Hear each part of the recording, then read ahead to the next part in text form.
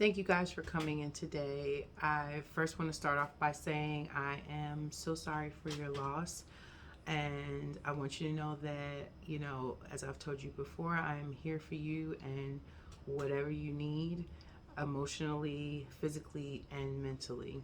So let's discuss some ways that we can heal from this and some things to look forward in the future. I know this was a tough loss for you guys, especially in the timing that it occurred. But I wanted to suggest to you, as I'm sure we've talked about before, getting genetic testing to see if there were any type of disorders that may have been present in baby. The other thing is, I want you to know that just because it happened this time does not mean that you won't carry any future healthy pregnancies or carry your pregnancy to term.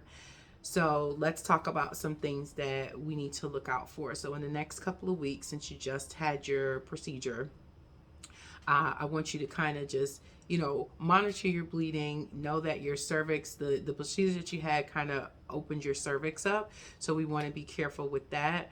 I would refrain from any intercourse for the next couple of weeks just so we can make sure that everything heals properly, because for subsequent pregnancies, now that you've had this procedure, it can pose minimal risk because you've had some manipulation to your cervix already. But those are things that we can talk about kind of down the line. I don't want you to be afraid or think that, carrying a pregnancy to term or having a healthy pregnancy in the future is not possible because of this one procedure.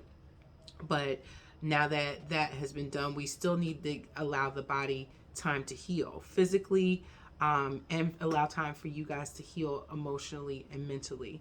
So my recommendation is that for, like I said, the next 2 weeks, you have pelvic rest. You can consume some red raspberry leaf tea to help with uterine toning and to reduce any bleeding that you might have as a result of the procedure.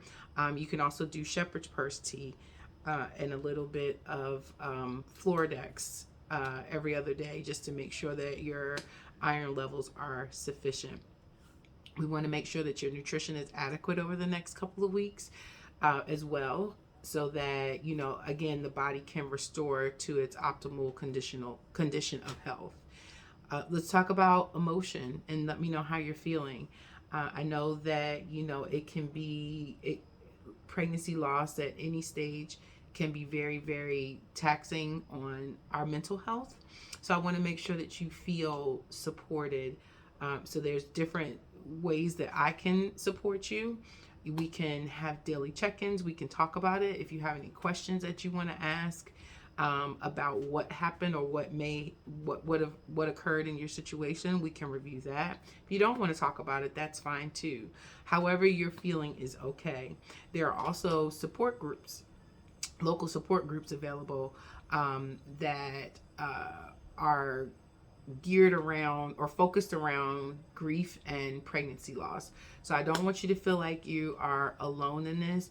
About more than 15% of all pregnancies are affected by miscarriage, most of which happen within the first trimester, similar to your loss.